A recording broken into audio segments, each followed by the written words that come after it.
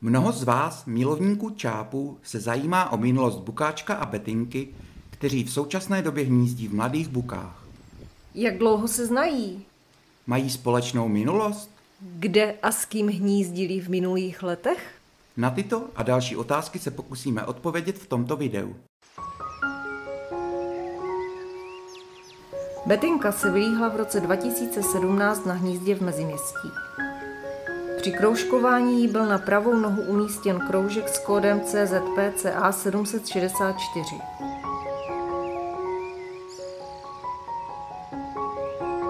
Její rodné hnízdo se nachází zhruba 30 km od Trutnova. Následující roky pravděpodobně strávila v Africe a po dosažení pohlavní dospělosti přiletěla v roce 2020 do rodného kraje. V tomto roce jí do života poprvé vstoupil Bukáček. O Bukáčkovi bohužel nemáme žádné přesné a ověřené informace, protože nemá identifikační kroužek, ale odhadujeme, že má zhruba 6 až 8 let. Než došlo k seznámení s Betinkou, Bukáček zahnízdil v Mladých Bukách společně se samičkou, která dostala jméno Bukinka.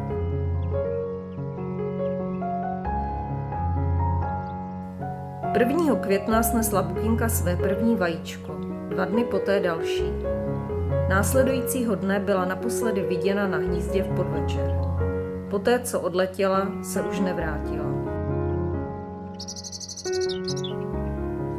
Bohužel na druhý den ráno se ukázalo, že Bukinka zahynula. Osudným se jí stal pravděpodobně náraz do střechy.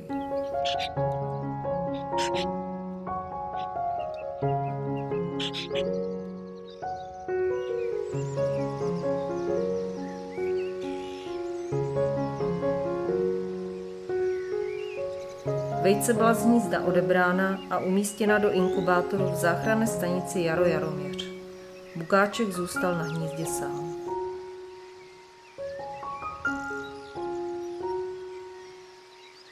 Bohužel, snaha lidí ze záchranné stanice byla marná. Jedno z vajec nebylo oplodněné, druhé se sice vylíhlo, ale čápě nepřežilo.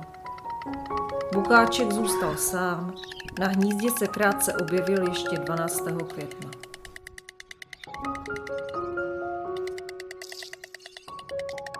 V této situaci mu do života poprvé vstoupila Betinka.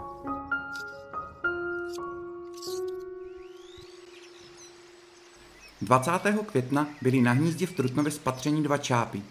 Tehdy ještě hnízdo nebylo monitorováno kamerou. Lukáš Ronge z firmy HD Internet se rozhodl přijít celé věci na kloub a po několika pokusech se mu konečně podařilo identifikovat jednoho z čápů. Ten měl na pravé noze kroužek s kódem CZP-CA 764.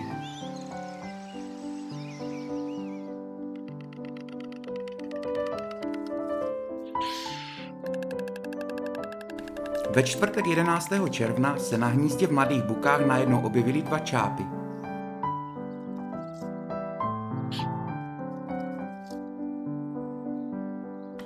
Jeden z nich byl Bukáček a společně s ním přistál čáp s tímto kroužkem.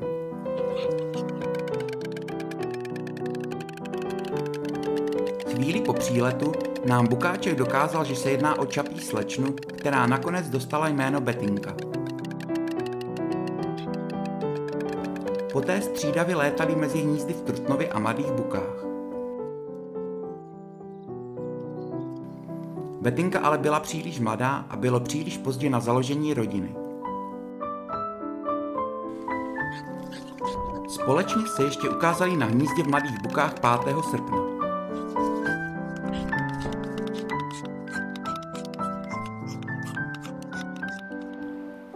23. srpna ještě Betinka na chvíli přiletěla pozdravit milovníky čápů, kteří sledovali přenos hnízda v Bohuslavicích. Poté se vydala na cestu do teplých krajin. Všichni jsme si přáli, aby následující rok na jaře přiletěli společně a založili novou čapí rodinku.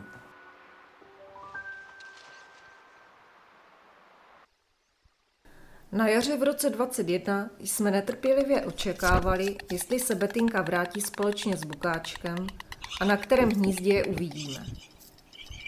1. dubna přiletěl na hnízdo v Mladých Bukách čáp bez kroužku, ale nebyl to Bukáček. Ten přiletěl až 2 dny poté.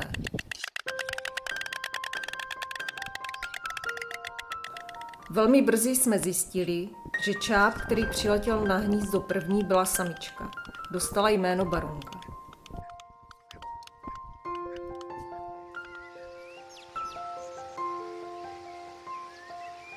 Na jaře 2021 firma HD Internet díky Lukáši Rongemu umístila kameru na 41 metrů vysoký komín pivovaru Krakonoš v Trutnově.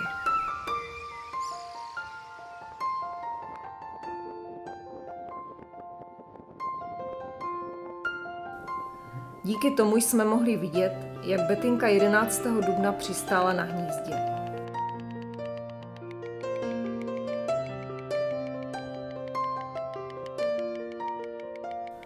Bukáček ale mezitím vytvořil pár s Barunkou.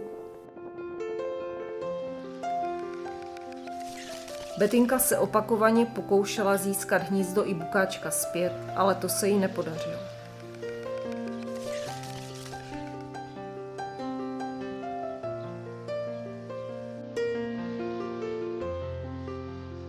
Místo toho čelila na hnízdě v Trutnově útokům od cizích čápů i od samotného Bukáčka. Nikoho však na hnízdo nepustila a urputně ho bránila.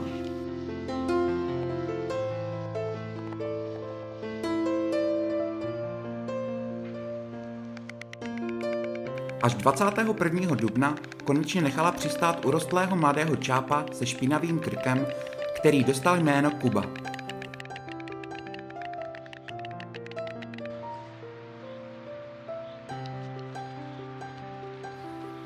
Ihned bylo patrné, že jde o dalšího čápa, který ještě nemá zkušenosti.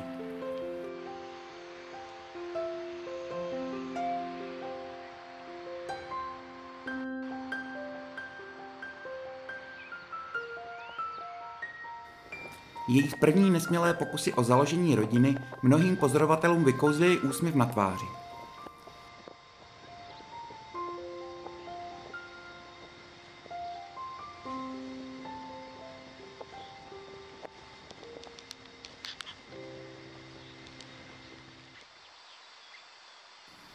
S Kubou i přes jejich neskušenost nakonec zahnízdila a snesla 4 vajíčka, z níž se postupně od 1. června vylíhla 3 čápata.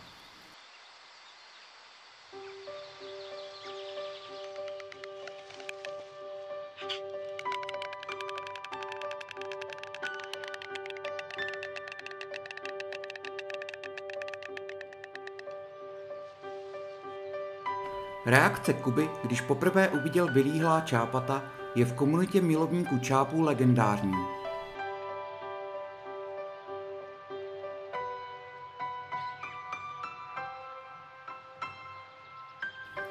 Bohužel, jedno z čápat nakonec brzy po vylíhnutí zahynulo.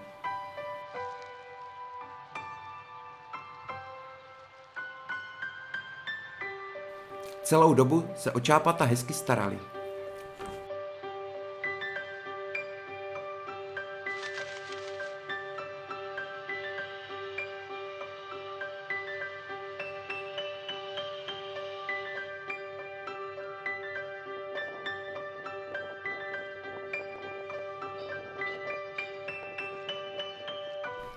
Potom přišel 9. červenec a po Kubovi se slehla zem. Dodnes nevíme, kam zmizel, ale pravděpodobně se mu něco stalo, protože do té doby se až na pár nočních pobytů mimo hnízdo staral o čápata příkladně a jen tak by je neopustil.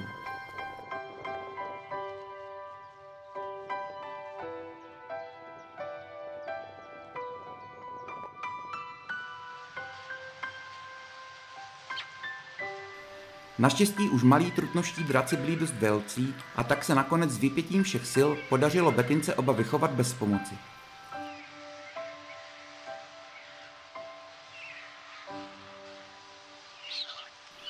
Dostali jméno Lotrando a Zubejda.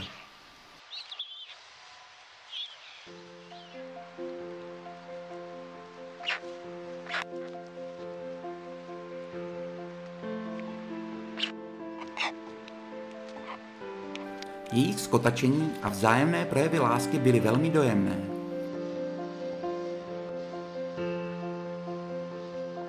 Oba odlétli najít 22. srpna, Bettinka je následovala za 3 dny.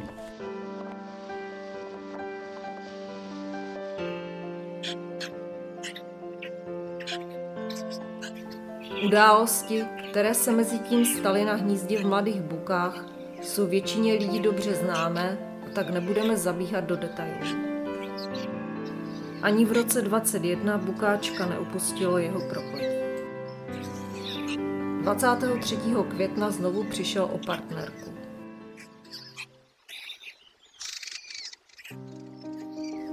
Barunka byla zasažena elektrickým proudem ve vzdálenosti zhruba 1 kilometr od hnízda.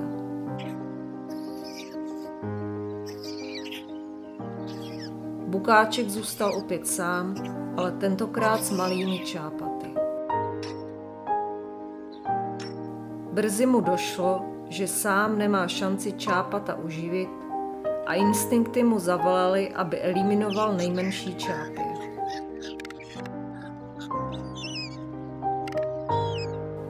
Udělal to proto, aby zajistil přežití těm silnějším.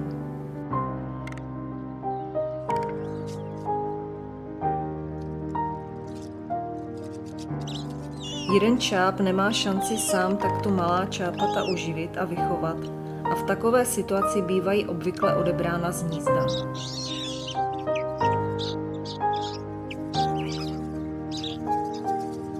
Většinou ale čápy nemají ve své blízkosti lidi s dobrým srdcem.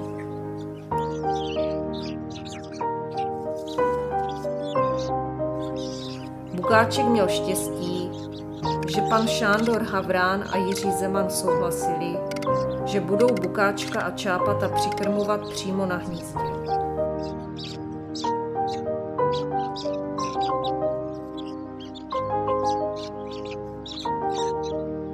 Začal unikátní experiment pod vedením odborníků. Experiment, který dopadl úspěšně. Experiment, který sledoval doslova celý svět.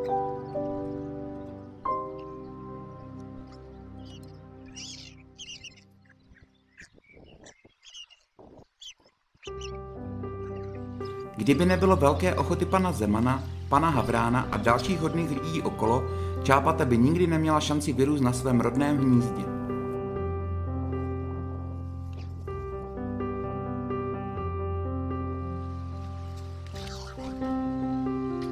Mladí čápy dostali jméno Pankrác, Servác a Bonifác.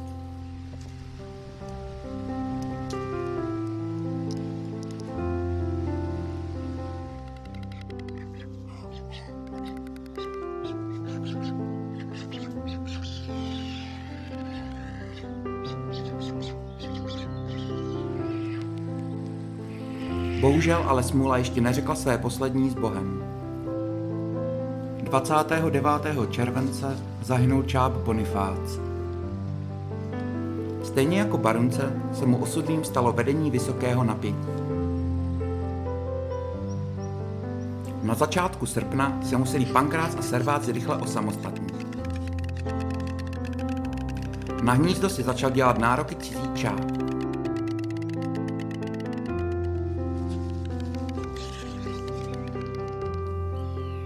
Několik dní probíhaly souboje mezi cizím čápem a Bukáčkem.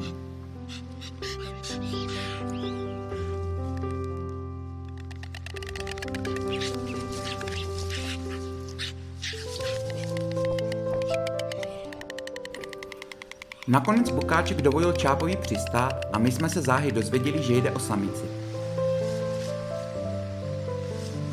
Ta byla později identifikována podle charakteristického vzhledu peří jako čápice Markéta z hnízda ve Chvalči. Bukáčkovi snahy o vyhnání Markéty z hnízda postupně vystřídaly vzájemné něžnosti. Čápata byla již samostatná a tak Bukáček s Markétou prožívali něco jako líbánky. Páření v tomto případě, stejně jako před rokem s Bettinkou, nesloužilo k reprodukci, šlo spíše o sociální interakci, o utužení vzájemných vazeb.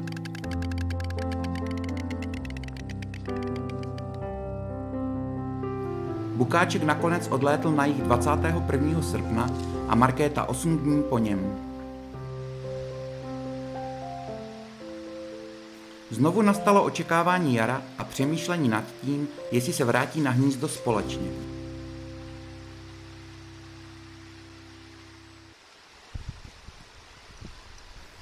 No a konečně tady máme rok 22. 7. dubna se vrátil Bukáček na své hnízdo a rovnou si přivedl partnerku. Ale Markéta to nebyl.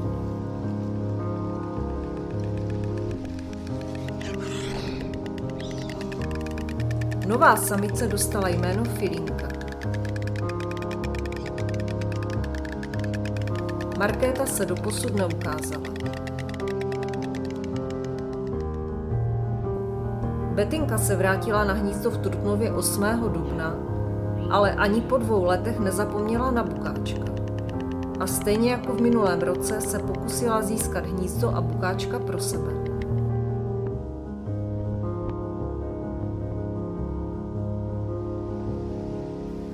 Filinka se nechovala tak, jak by se od čápice se zájmem o hnízdo čekalo, a nakonec odletěla pryč. Betinka ihned využila situace.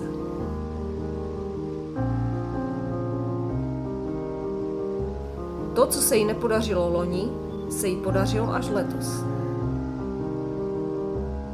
Konečně si k sobě po 2 letech našli cestu.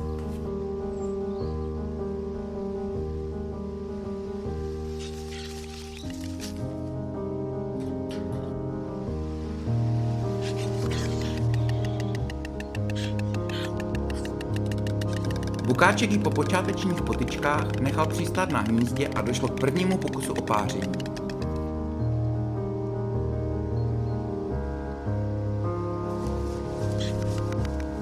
Postupem času začalo být patrné, že Bukáček a Betinka utvoří pár.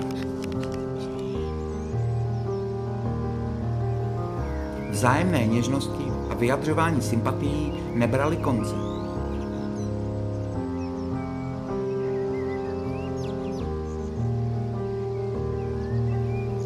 Oba dva začali se stavbou hnízda a chystali se založit rodinu. Jednoho dne se Betinka rozhodla zaletět zkontrolovat své loňské hnízdo v Trutnově a při příletu zjistila, že jsou na něm 2 čápy.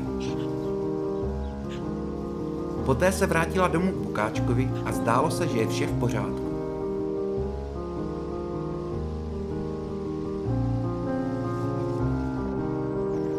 V noci ale z ničeho nic odletěla a zamířila do Trutnova, kde udělala přepadovku, čapí samici vyhnala a zůstala přes noc se samcem.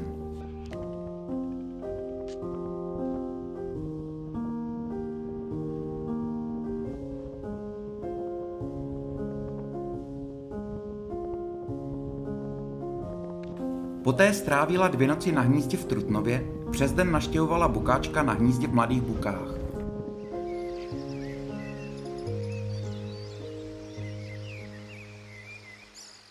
Příroda to zařídila tak, že čápy jsou fixovaní na své hnízdo, ne na partnera.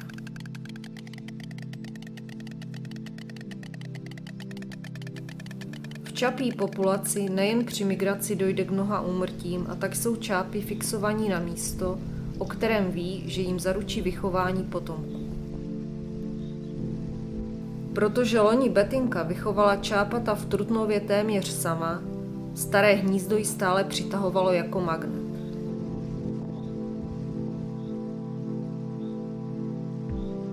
Nakonec se ale vrátila k Bukáčkovi, který se mezitím vzorně staral o zvelebování hnízda. Betinka cítila, že snůška prvního vejce se blíží a pravděpodobně se chystala snést ho na hnízdě u Bukáčka. V Trutnově většinou trávila čas pouze snahou zabránit cizí samici, aby tam zahnízdila, a při páření se samcem nastavovala ocásek tak, aby nedošlo ke spojení. Betinka nakonec potlačila svá nutkání bojovat o hnízdo v Trutnově, vsadila na jistotu a 19. dubna snesla první vajíčko na hnízdě v Mladých Bukách.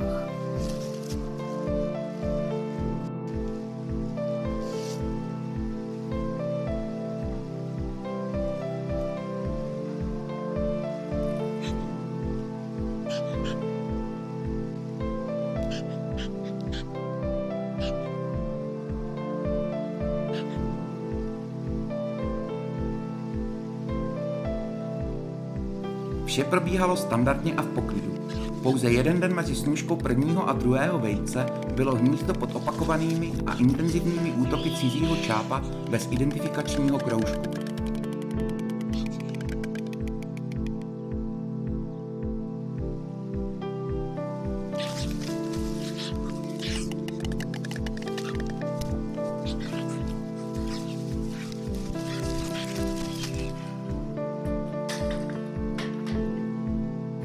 Shodou náhod, nebo chcete-li zázrakem, nedošlo během opakovaných strkaníc na hnízdě k poškození prvního vajíčka, ale spousta větví okolo hnízda byla během soubojů schozena dolů. Bukáček s Betinkou velmi rychle začali s opravami.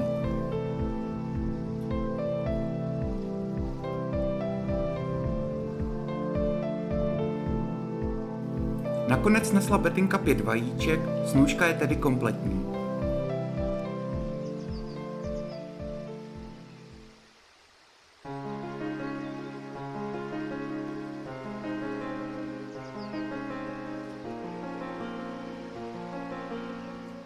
Nyní se můžeme těšit, až se zhruba za 33 dní od snůšky prvního vejce začnou líhnout malí dráčci.